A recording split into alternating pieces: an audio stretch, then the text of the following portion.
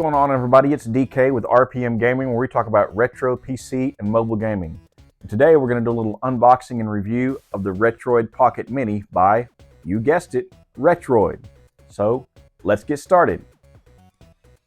So we got some quality packaging from Retroid, and the Retroid Pocket Mini is my first handheld from this company.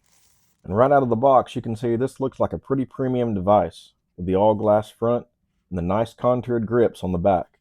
And I opted to go with that original Famicom Red version.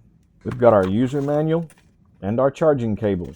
The RP Mini has a 4000 milliamp hour battery with a charging speed of 27 watts. The charging cable is USB-A to USB-C. The RP Mini has a 3.7 inch AMOLED display.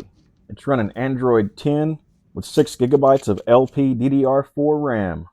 This thing is really slick looking with that all glass front. Around back we have our fan intake and those nice contoured grips that make this thing so comfortable in the hands despite how small it is. I really like that Famicom Red. It's almost a crimson color.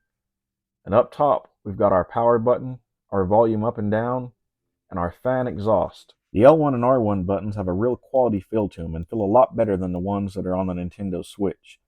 And the analog triggers have a nice range of motion to them as well. The face buttons on the RP Mini are just a little bit bigger than the ones on the Nintendo Switch and a little more pronounced. They have a nice satisfying press to them with a rubber membrane connection. They are a little bit clicky, but I personally don't mind it. The D-pad on the RP Mini is also a rubber membrane connection and has a really nice pivot to it as well. I don't think you'll have any trouble hitting the diagonals on a platformer. We have dual front-facing speakers. And then on the bottom of the device, we have our USB-C charging port with a 1080 out display, a 3.5mm headphone jack, and the micro SD card slot. The internal storage on the device is 128 gigabytes. Those thumbsticks are Hall effect sticks and have that nice concave top to them, and a very nice range of motion as well. The ergonomic grips on the bottom of the RP Mini, along with how light it is, really make this thing comfortable to hold in the hands. I was actually a little surprised by this, considering how small the RP Mini really is. Here's a little bit of a size comparison against the Nintendo Switch OLED model. As you can see, the Mini's not even as big as the screen on the OLED, but is still way more comfortable in the hands. I've heard some people talking about the micro SD card slot cover not being flush on the device, and it's not, but I mean it just barely sticks up. You can really hardly even see it or feel it when you run your finger across the top of it. And honestly, I'm not even sure that I would have noticed it if I hadn't heard him talking about it. The RP Mini is running Android 10 as I mentioned earlier. Let's swipe down and see what's in these settings. So right at the very top we've got our brightness control. Let's slide this down a little bit. You can see it's almost at the very end and the screen is still pretty bright. Changing that Retroid Desert Sunset into a Retroid Dusk. And turning that all the way back up, that makes that screen really bright. So I think I'm going to keep mine set at around 50%. Let's take a look at the fan settings next. Looks like we've got Quiet, Sport, and Smart mode. The Sport mode is going to be for your harder to run games.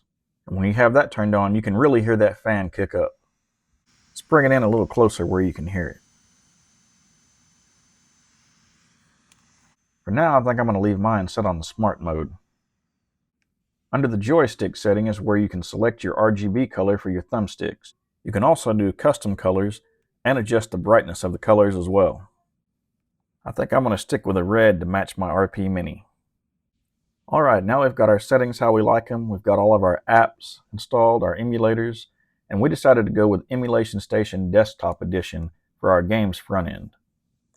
And this is a really nice way to have all of your systems and games grouped together in one spot. And there's a lot of customization that you can do inside here as well.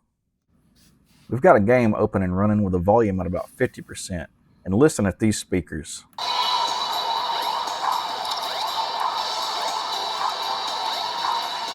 That is loud, but they do have a quality sound to them.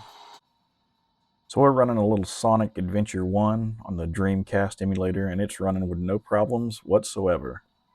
And that 4x3 content on the AMOLED display looks great. Those colors really do pop. Alright, let's check out that D-pad on Contra.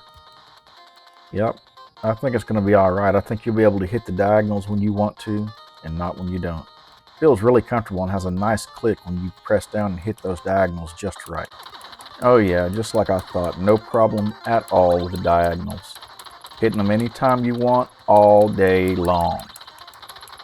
When I first touched this D-pad, I wasn't too sure about it, but yeah, this is going to work. This is a very good D-pad in my opinion, and it's comfortable to me.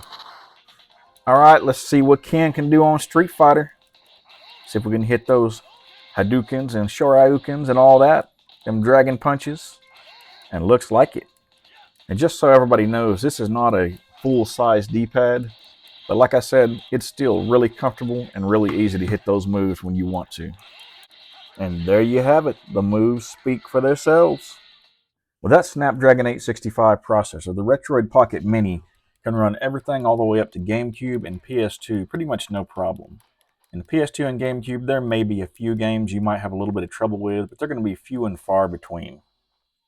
When trying to do 3DS emulation, I ran into quite a few problems there. There are some games that wouldn't even load and just crash immediately. There are a few games you can play, but you're going to have a lot more on the 3DS that you can't play at all. You can also get away with upscaling that resolution on the RP Mini on those PS2 and GameCube games as well. You can also stream games from your PC with the Moonlight or the Steam Link app, and everything works great. The controls are responsive. The screen's just a little small for my taste. But with that 1080 out USB-C display port, you can always hook it up to something like some XR glasses, and I bet that'd be really fun. In a few weeks, we'll have that Retroid Pocket 5 in, which will have more RAM but the same chipset.